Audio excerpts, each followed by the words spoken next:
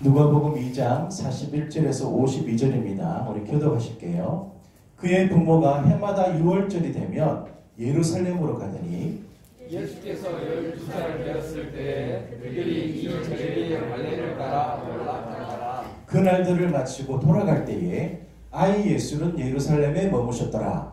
그 부모는 이를 알지 못하고 공행교에 있는 줄로 생각하고 하룻길을 간 후 친척과 아는 자 중에서 찾되 만나지 못함에 찾으면서 예루살렘에 돌아갔더니 사흘에 성전에서 만나지 그가 선생들 중에 앉으사 그들에게 기도하시며 묻기도 하시니 듣는 자가 다 그 지혜와 대답을 놀랍게 여기더라. 그의 부모가 보고 놀라며 그의 어머니는 이르되 아이야 어찌하여 우리에게 이렇게 하였느냐 그가 내 아버지와 내가 심심하여 너를 찾았노라. 예수께서 이르시되 어찌하여 나를 찾으셨나이까? 내가 내 아버지 집에 있어야 될 줄을 알지 못하셨나이까 하시니 그 부모가 그가 하시는 말씀을 깨닫지 못하더라. 예수께서 함께 내려가사 나사렛에 이르러 순종하여 받으시더라. 그 어머니는 이 모든 말을 마음에 두니라. 예수는 지혜와 키가 자라가며 하나님과 사람에게 더욱 사랑스러워 가시더라. 아멘. 착석하시겠습니다.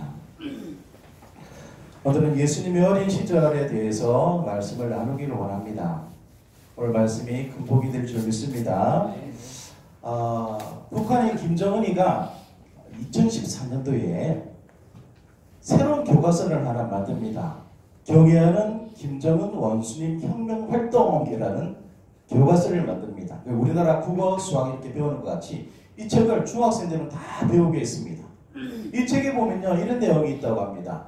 경애하는 원수님께서는 벌써 3살 되시던 때부터 자동차를 운전하셨으며 8살도 되시기 전에 대형 화물차들이 많이 다니고 굽은 도로와 경사지가 많은 300여리 구간이 포장하지 않은 도로를 승용차를 몰고 질주하시어 목적지까지 무사히 가신 적도 있었다. 몇 살 때요? 8살도 되시기 전에 라고 이렇게 말을 하고 있습니다. 그리고 세밀하게 이야기를 하고 있는데 3살 때부터 총을 쏘기 시작했는데 상초에 10발을 다 명중시켰답니다. 3살 때. 그리고 3살 때 자동차 운전도 했고 보트를 운전을 했는데 외국 사람과 시합을 했는데 시속 200km로 달려서 이겼다고 합니다. 6살 때는 사나운 말을 길들여서 기수보다 더 잘 타고 못하는 체육 종목이었고 피아노와 음악 편집에 능하고 그림도 아주 잘 그렸다. 10대에 보통의 인간이 이룰 수 없는 학문적 경지에 도달했다. 이게 다 무슨 말입니까? 보통 사람이 아니라는 거죠. 중학생들은 이것을 배우는 겁니다. 김정은은 보통 사람이 아니다. 그리고 사람이 아니라 신과 같은 존재다. 그래서 김정은을 지도자로 모신 것을 영광으로 알고 충성을 다해야 된다. 라고 이렇게 가르치고 있다고 합니다. 그러니까 김정은을 우상화시키는 거죠. 신으로 신격화하고 있는 겁니다. 그런데 정작 예수님은 어릴 때의 모습이 성경에 그렇게 많이 나와 있지 않습니다. 딱 한 군데 나와 있는데 오늘 우리가 읽었던 누가복음 2장에 나오는 말씀밖에 없습니다. 예수님께서 태어나신 것은 여러 성경에서 언급을 하고 있죠. 그런데 이 어린 시절의 이야기는 딱 한 군데밖에 나오지 않는다는 겁니다. 왜 그럴까요? 하나님이신데 왜 그 어린 시절의 이야기가 나오지 않을까요? 예수님은요 어린 시절 평범한 사람처럼 사셔야 됐습니다. 구원자로서 사역을 시작하시기 전까지는 우리가 똑같은 삶을 사셔야 된다는 겁니다. 연약함, 슬픔, 고통, 좌절, 절망까지 다 체험하셔야만 했습니다.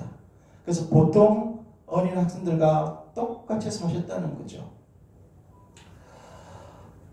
그런데 오늘 말씀에 보면요. 그 중에서도 예수님의 비범한 모습을 발견할 수가 있습니다. 아무리 감추려고 해도 감출 수 없는 하나님 아들의 모습이 나타나죠. 오늘 말씀을 통해서 예수님의 비범함을 배우실 수 있기를 축복합니다. 예수님은요. 어릴 때부터 말씀을 아주 사랑하셨습니다. 우리 보통 학생들은 무엇을 사랑하죠? 스마트폰을 그 어떤 것보다도 사랑합니다. 10대 때. 그렇죠? 근데 예수님은 어릴 때부터 말씀을 아주 사랑하셨습니다. 오늘 본문에 보면요, 예수님의 실종 사건이 나옵니다. 이 마리아와 요셉이 그 친척들과 이웃 사람들과 함께 그 유대인이 반드시 지켜야 될 세 가지 절기가 있죠. 그 절기 중에 하나인 유월절을 지키기 위해서 예루살렘으로 갑니다. 왜 다 같이 가냐면은 이 순례자들의 물건을 빼앗기 위해서 강도들이 그렇게 많이 숨어 있는 겁니다. 그래서 혼자 가다가는 습격을 당할 수 있기 때문에 많은 사람들이 집단지어서 이렇게 움직이는 겁니다. 그리고 갔다가 그곳에 예루살렘 성전에서 예배를 드리고 다시 갈릴리로 가죠. 그래서 하루길을 갔습니다. 그런데 당연히 아이들 무리에 예수가 있을 줄 알았는데 하기 예수가 없는 거예요. 그래서 마리아와 요셉은 이 어린 예수를 찾기 위해서 예루살렘 길로 되돌아 올라갑니다. 그런데 예수님은 어디에 계셨다라고 성경은 말씀하고 있죠? 성전에 있었다라고 말씀합니다. 성전에서 만난 즉 그가 선생들 중에 앉으사 그들에게 듣기도 하시며 묻기도 하시니 어린 예수는 그때 몇 살이라고 그랬죠? 12살. 우리나라로 치면 5학년, 초등학교 5학년 되는 이 어린 예수가 이 성전에는요, 회당이라는 곳이 있습니다. 회당은 랍비들 중에서도 최고의 랍비들. 랍비가 성경에 능통한 사람들이잖아요. 선생님이라는 뜻이거든요. 그러니까 성경을 정말 능통한 사람들이, 그 중에서도 더 능통한 사람들이 모여서 그 율법을 연구를 하는 곳입니다. 성경을 연구를 하죠. 그리고 또 가르치기도 하고 토론을 하는 그 장소에서 어린 예수, 초등학교 5학년짜리가 그 랍비들과 이야기를 하고 있는 겁니다. 랍비가 이야기하는 것을 듣고 그 말에 대해서 이야기를 하는 겁니다. 그리고 토론을 하는 거죠. 랍비들이 볼 때 얼마나 놀라웠을까요? 초등학교 5학년짜리가 자기들도 이해하지 못한 말씀을 막 풀이하고 있는 겁니다. 그래서 시간 가는 줄 모르고 그곳에서 말씀을 나누고 있는 겁니다. 비범한 모습이 나타나죠. 예수님은 어릴 때부터 말씀을 듣는 일을 아주 좋아하셨습니다. 그리고 그 말씀을 듣고 토론하는 일을 아주 좋아하셨습니다. 시편 119편에 이런 말씀이 있습니다. 내가 주의 법을 어찌 그리 사랑하는지요. 내가 그것을 종일 작은 소리로 읊조리나이다. 너무나 하나님 말씀을 사랑해서 매일 읊조렸다라고 말씀합니다. 그리고 103절에 이렇게 말씀하죠. 주의 말씀의 맛이 내게 어찌 그리 단지요. 내 입에 꿀보다 더 단이다.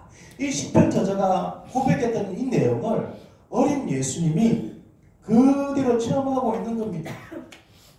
그래서 달고 오면 그 말씀의 맛을 붙들고 살아가고 있는 거예요. 그래서 말씀을 사랑했던 겁니다. 이 말씀을 사랑한 이 비범한 모습이 메시아로서 사역할 때 큰 무기가 됩니다. 예수님께서 이제 본격적으로 사역하는 시기를 공생애라고 하죠. 공생애라는 말은 무슨 말이냐면 자신을 위한 삶을 사는 것이 아니라 다른 사람들을 위한 그런 삶, 다른 사람들을 다 살리기 위해서 목숨을 바치기 위해서 살아가는 시간을 공생애라고 합니다. 그 공생애를 시작하기 전에 제일 먼저 하시는 일이 뭘까요? 40일 금식 기도를 합니다. 금식 기도 하면 얼마나 배가 고픕니까? 제가 일주일에 보니까 너무나 배가 고팠어요. 그 40일을 물 한 방울도 마시지 않고 금식을 하십니다. 광야에서. 그때 사탄이 나타납니다. 사탄이 나타나서 예수님을 공격을 하죠. 이렇게 공격합니다. 이 돌들로 떡덩이가 되게 해라. 돌 있잖아. 이것을 떡으로 바꿔서 먹어. 그러면 배부르잖아. 라고 공격합니다. 두 번째 뭐라고 공격하죠? 높은 성전 꼭대기로 데리고 가서 뛰어내려라. 그러면은 선사들이 받아줄 거야. 세 번째는 내게 엎드려 경배하면은 이 모든 것을 너에게 줄 거야 라고 공격합니다. 그런데 예수님께서는 손쉽게 마귀를 물리치시죠. 무엇으로 물리치시죠? 말씀으로 물리치십니다. 말씀. 정확히 말하면 신명기에 있는 말씀으로 물리치십니다. 신명기 8장 3절에 나와 있는 말씀으로 물리치시죠.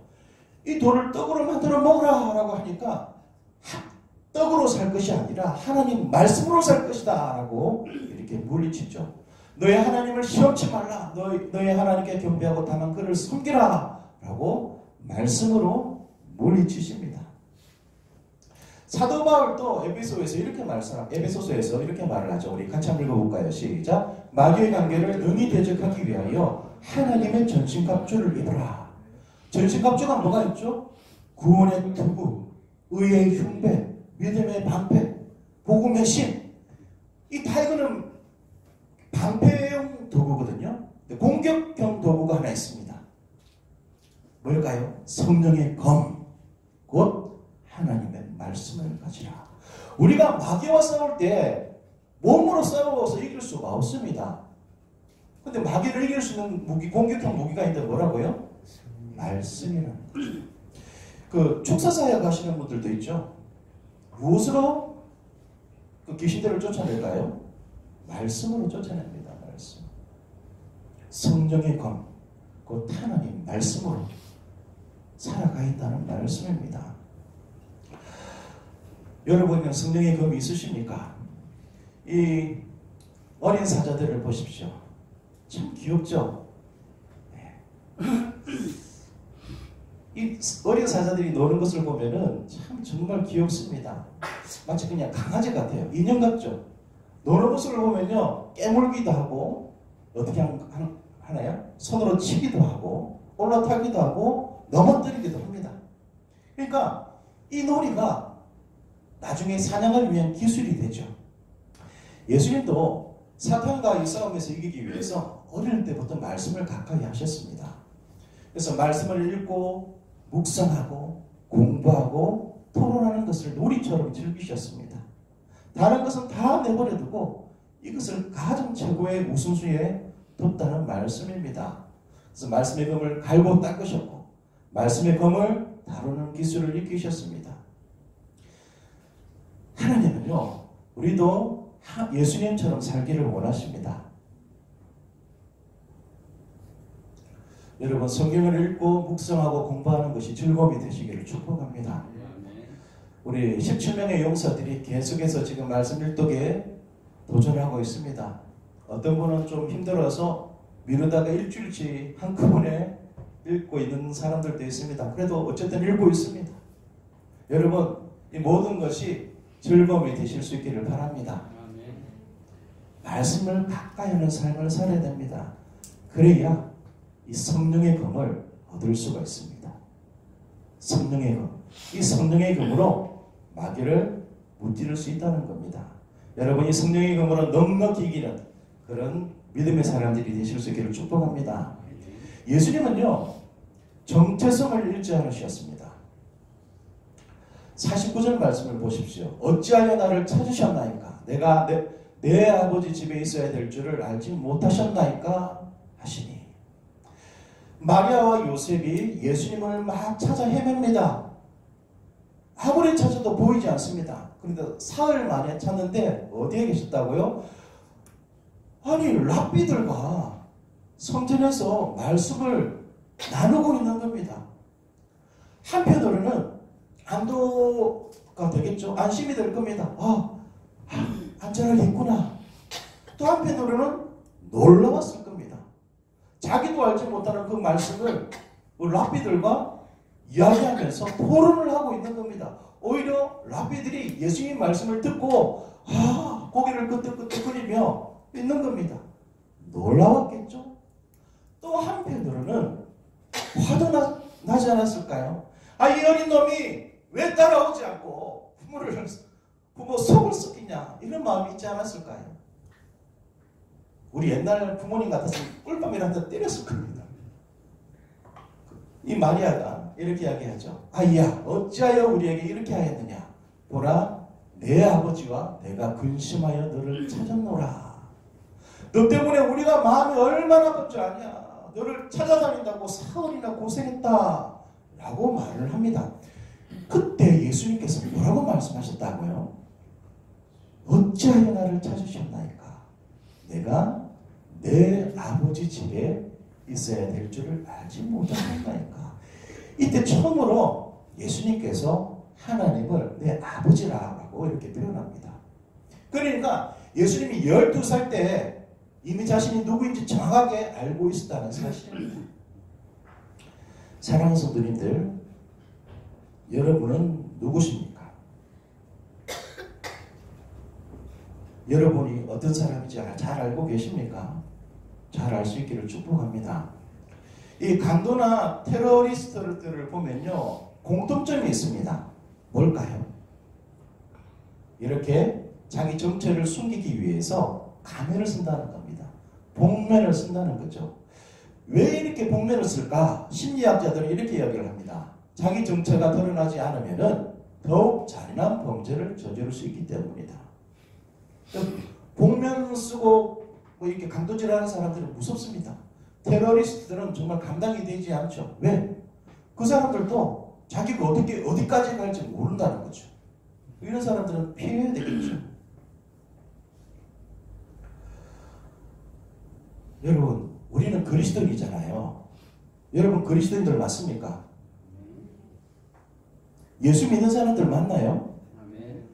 그런데 우리가 그리스도인이라는 정체성을 숨길 때 그리스도인다운 삶을 살 수가 없습니다.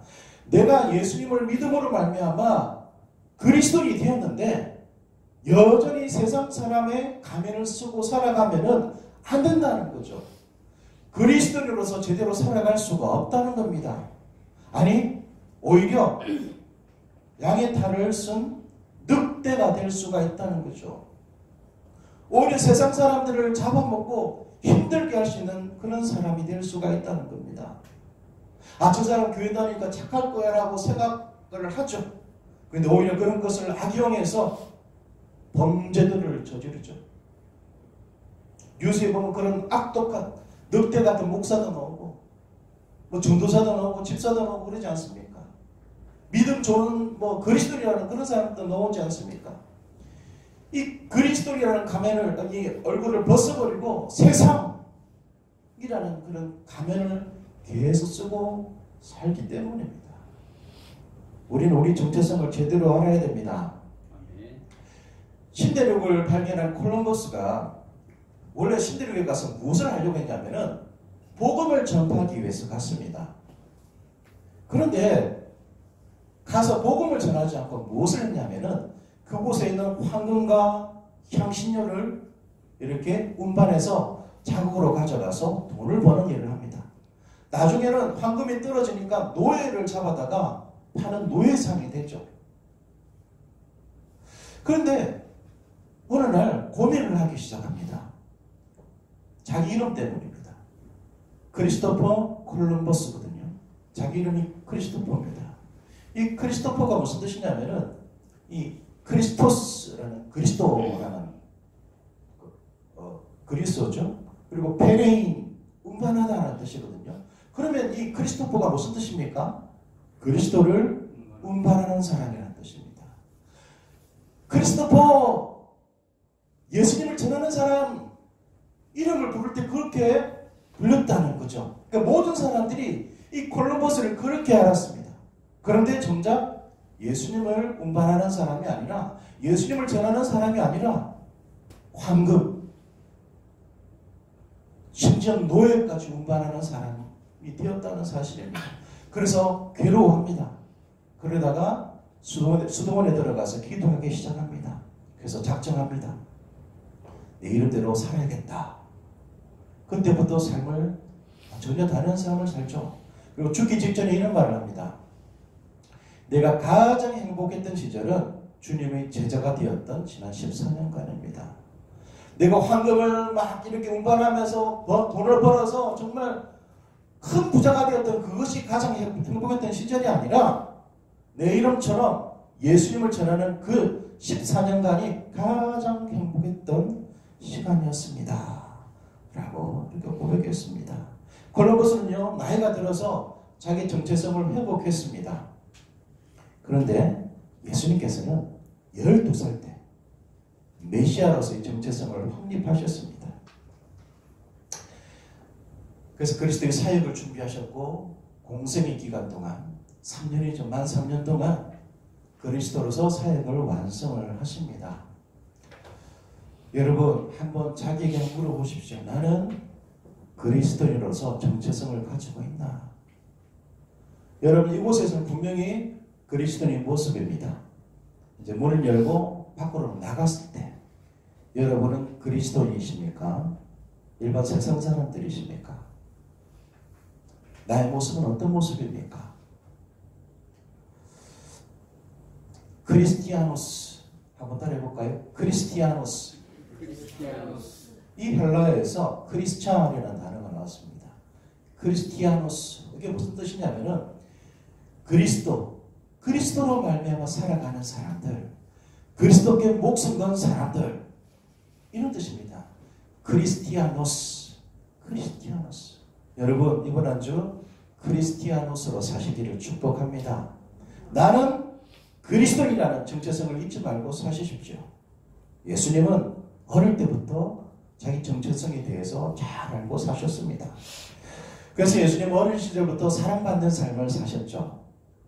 52절 같이 읽어보겠습니다. 시작. 예수는 지혜와 키가 자라가며 하나님과 사람에게 더욱 사랑스러워 가시더라. 예수님은 어릴 때부터 모든 사람들에게 사랑을 받고 사셨습니다. 여러분들 이런 삶을 사실 수 있기를 축복합니다. 제가 요놈 때문에 작년에 졸지에 할아버지가 됐습니다. 소리. 근데 얼마나 빠르게 자라는지 1년 만에 엄청나게 빠르게 자랐습니다. 옛날에는 가만히 누워 있었는데 지금 잘 기어다닙니다. 그리고 몇 걸음씩 걸어다니죠. 어떻게 저렇게 빠르게 자라는지. 또 한 가지는요, 정말 사랑스럽다는 겁니다. 귀엽지 않습니까? 자는 모습도 귀엽고 노는 모습도 정말 사랑스럽습니다. 그 모습 때문에 참 저도 행복합니다. 우리 가족들도 참 행복하죠. 우리 가족 중에서도 제 아내가 가장 행복해합니다. 소리가 우리 집에 오지 않는 날도 한 번씩 만나러 갑니다. 예수님은요, 어릴 때부터 모든 사람들에게 사랑을 받고 사셨습니다. 이 말을 다르게 표현하면 뭐라고 할 수 있냐면은 주변 사람들을 행복하게 했다는 겁니다. 만나는 모든 사람들에게 행복을 주는 사람이었다는 거죠. 행복을 주는 사람. 그러니까 사랑을 받는 거 아닙니까? 옛날에 혹시 우리 집사님들, 우리 장년들 이 노래 아시나요? 해바라기가 부른 행복을 주는 사람이라는 노래가 있습니다. 정말 좋은 노래죠. 거기에 보면요, 가사가 이렇게 되어 있습니다. 내가 가는 길이 험하고 멀지라도 그대 함께 간다면 좋겠네. 우리 가는 길에 아침 햇살 비치면 행복하다고 말해주겠네. 이리저리 둘러봐도 제일 좋은 건 그대와 함께 있는 것. 그대 내게 행복을 주는 사람.